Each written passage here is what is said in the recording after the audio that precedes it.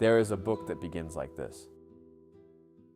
I was born in a time when the majority of young people had lost faith in God, for the same reason their elders had had it, without knowing why.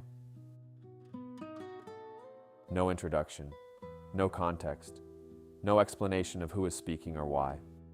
Just a voice, mid-thought, already inside itself, already lost. That is the first sentence of the Book of Disquiet. And if it lands on you the way it lands on most people who encounter it, like something you wrote yourself, in a dream, in a language you didn't know you knew, then you have just met Bernardo Soares. And nothing will be quite the same after. Bernardo Soares was an assistant bookkeeper. He worked in a commercial office in Lisbon, on the Rua dos Douradores, the street of the Guilders. He ate lunch alone. He rented a room above a restaurant. He went home in the evenings and he wrote. Not for publication, not for anyone, just to bear witness to the weather inside himself. He was also, of course, entirely invented. Soares was Fernando Pessoa's most intimate creation, what Pessoa called a semi-heteronym, because Soares shares too much of Pessoa's own sensibility to be fully separate. He is not a mask. He is something closer to a confession, a version of Pessoa that had given up on everything, except the act of noticing. The Book of Disquiet, O Livro do Desassossego in Portuguese, is what Soares wrote in those rented rooms. Except Pessoa never assembled it. He never finished it. He never published it. He wrote fragments, hundreds of them, across decades, folded them into envelopes, stuffed them into the trunk, and died. It was discovered after his death in 1935. Assembled, debated, reorganized, published for the first time in 1982, nearly 50 years after the last fragment was written. The book that almost wasn't. So what is it?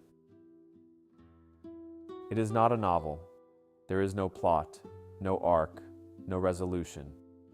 It is not a diary. The entries are too crafted, too literary, too conscious of themselves as literature. It is not an essay collection. It has no arguments to make, no conclusions to reach. It is a book of moods, of instants, of the interior weather of a man who has decided that the only honest thing left to do is describe precisely what it feels like to be alive, in a body, in a city, in a time, with no particular reason for any of it. Soares describes the office where he works, the street below his window, the quality of light on a particular Tuesday afternoon, the feeling of returning to a rented room after a long day, the specific melancholy of a Sunday, the strange peace of being no one. I'm the gap between my desire and what life has made of me, he writes. And then he goes back to the ledgers. What makes the Book of Disquiet extraordinary is not any single passage. It is the accumulation. Reading it is like listening to someone think in real time for 400 pages. You forget that Soares is fictional. You forget that Pessoa is behind him.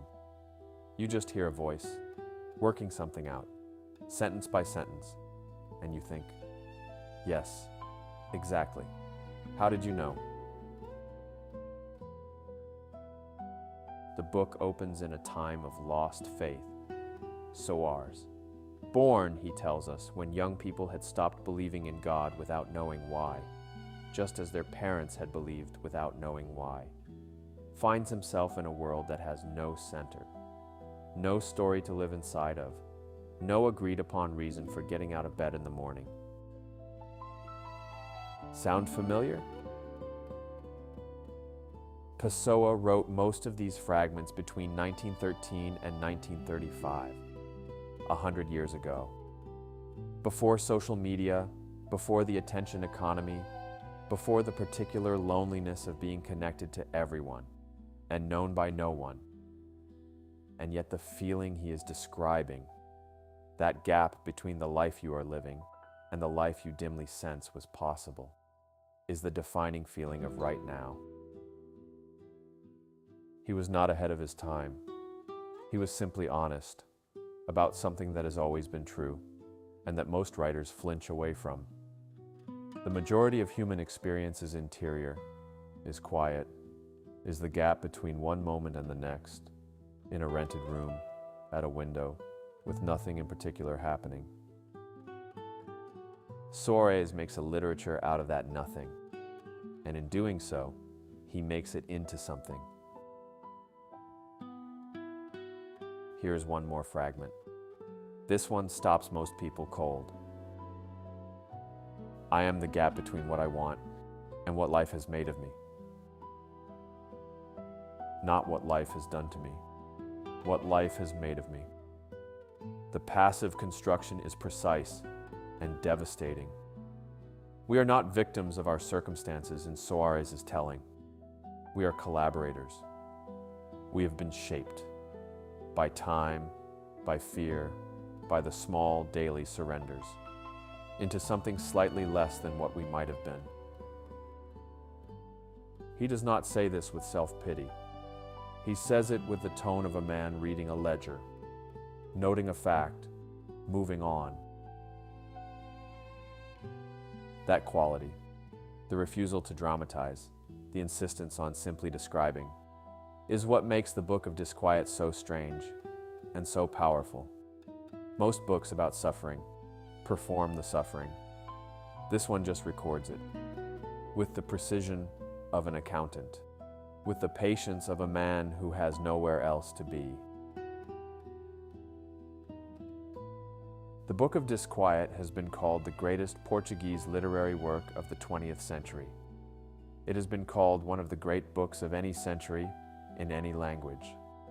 Richard Zenith, who produced the definitive English translation, spent years assembling its fragments into something a reader could hold. But even assembled, it resists being held. It doesn't end so much as stop. The last fragment is not a conclusion. It is just another moment, another Tuesday, another window, another voice noting what it sees and feels and cannot quite name. That is, finally, what Soares offers. Not answers, not comfort, not even narrative, just company. The company of a voice that has looked honestly at the experience of being alive in an ordinary life and has found it. Not meaningless, not meaningful, but endlessly, precisely, quietly worth describing. You are not alone in the gap.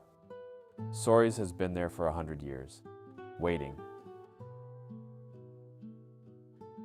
Next time, we leave the room on the Rua dos Douradores and walk out into the Alentejo countryside, where Fernando Pessoa invented a shepherd who refused to think, and accidentally wrote some of the most radical poetry of the 20th century. Alberto Caeiro is waiting. The trunk is open.